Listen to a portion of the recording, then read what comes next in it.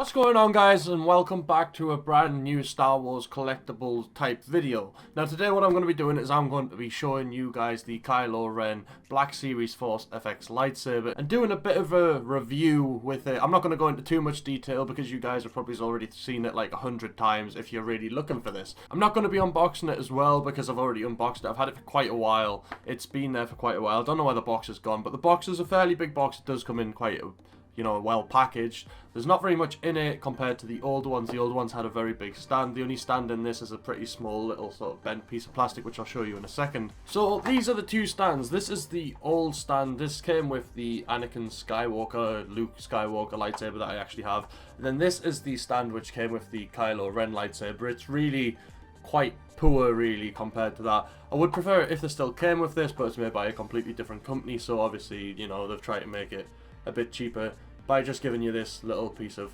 plastic. So then here it is. This is what we've actually obviously all came here for. This is the Kylo Ren Black Series Force FX lightsaber, like I've said before.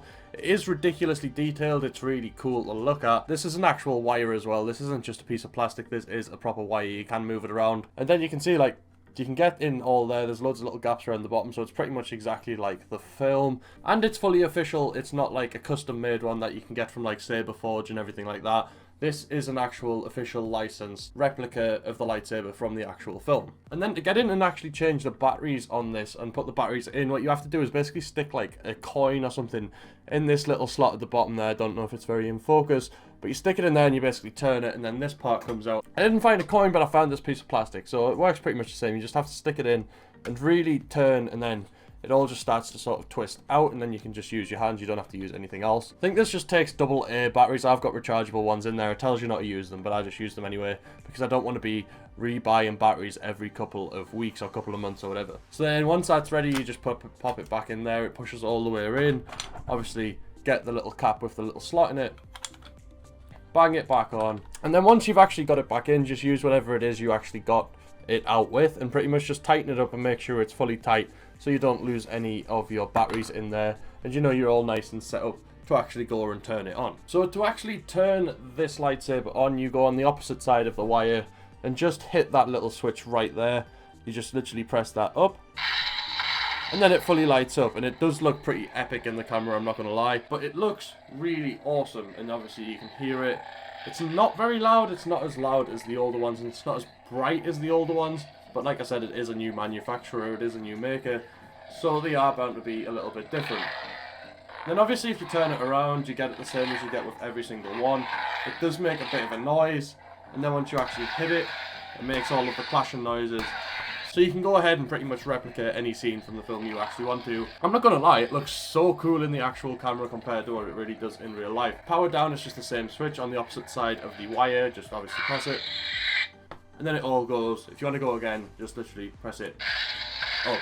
And then it ignites exactly the way it does in the film as well, which is quite nice. You get the main blade coming out first, and then the two crossbars on the side, they actually light up as well. But just as a comparison, I've actually got the Anakin Skywalker one here, which I'll do a review for as well if you want that. If not, then it doesn't really matter too much. Obviously you can turn the Kylo Ren one on, you can see what that's like, and then if you turn the Anakin Skywalker one on, you can see it's a lot brighter, and it is actually a lot louder than the Kylo Ren one. I'm not sure why they've done that. Maybe it does make it a bit cheaper, a bit more affordable, but the Anakin one and the older ones definitely look 10 times better than the Kylo Ren and the new ones actually do. So I'll just show you it now as well in a bit of darkness. I don't know how it's going to look because I've actually turned off all my screens so I can't see.